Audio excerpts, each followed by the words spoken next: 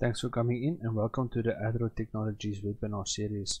Today I'll be discussing some basic information on the GTWorks3 and GXWorks3 engineering programs and their simulators.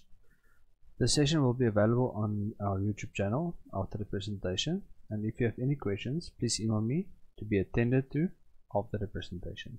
Thank you. Okay, so let's look at the agenda for today. First, there will be some basic theory on PLC program simulation functions. Afterwards, we'll do a small demonstration on the GXWorks3 simulator. And finally, we'll do a demonstration of the interconnection between GTWorks3 and GXWorks3 simulators. Okay, there are many PLC programming engineering tools that comes equipped with simulators. These simulators are used to test PLC program logics and some PLC related processes. In terms of logic, we refer to as function and function blocks. In the case of GXWorks3, the simulation tests can be performed via Simulator3 in conjunction with the watch windows inside of the GXWorks platform. Okay. So next up, let's do the demonstrations to show how these tools are being used. Okay, so here we've got a small program written for demonstration purposes. Basically consists out of two blocks, an up counter and the RS toggle block. Okay. Just to demonstrate integer values as well as binary values being monitored and simulated and tested.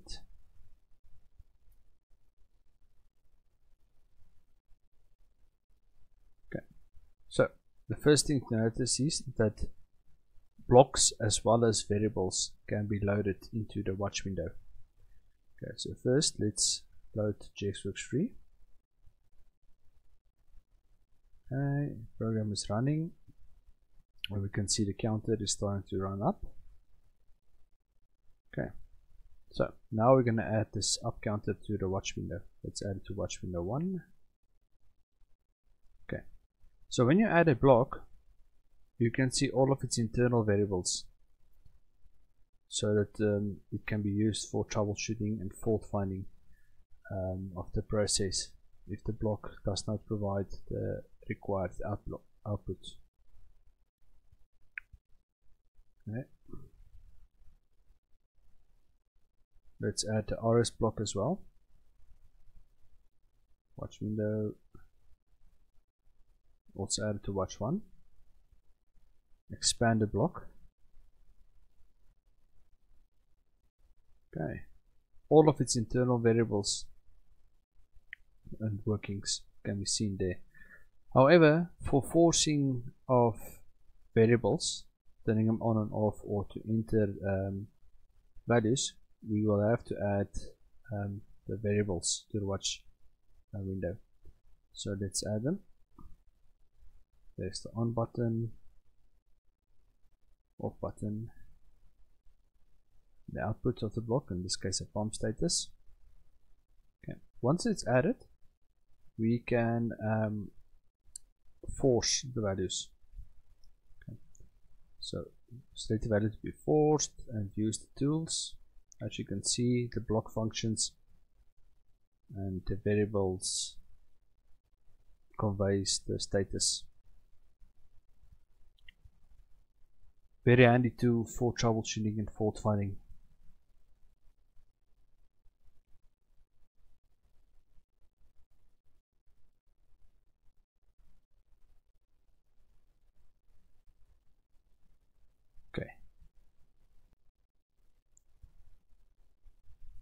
Okay, so for the second part of this demonstration, we will link the GXWorks3 simulator as well as the GTWorks3 simulator together to test a wider range of PLC program functionality.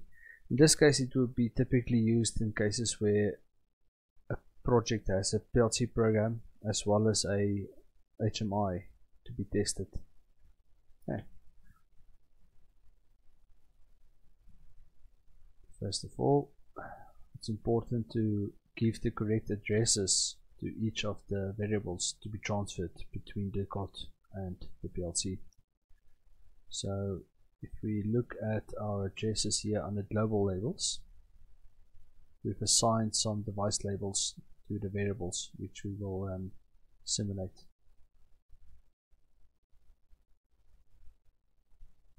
Also, we've written a small program that would reflect the 4 values to be transferred, 2 digital inputs and 2 outputs, of which one of them is an integer value, being the counter output. Okay, so on the PLC side, we start the simulator. Note the name, X5 CPU 1. Okay, so it's running there.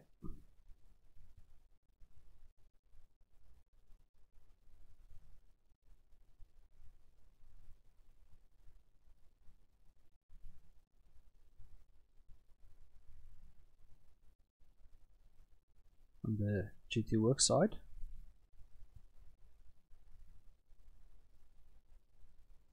we'll start a simulator, first setting it up to link it to the correct GX simulator.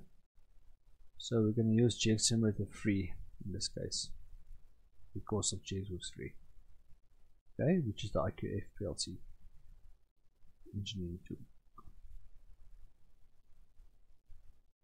Okay. After that is set up, we will start the simulator by activating it.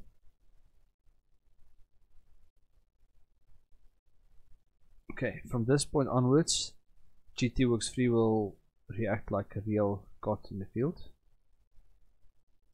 Okay, and we see some activity here on the screen.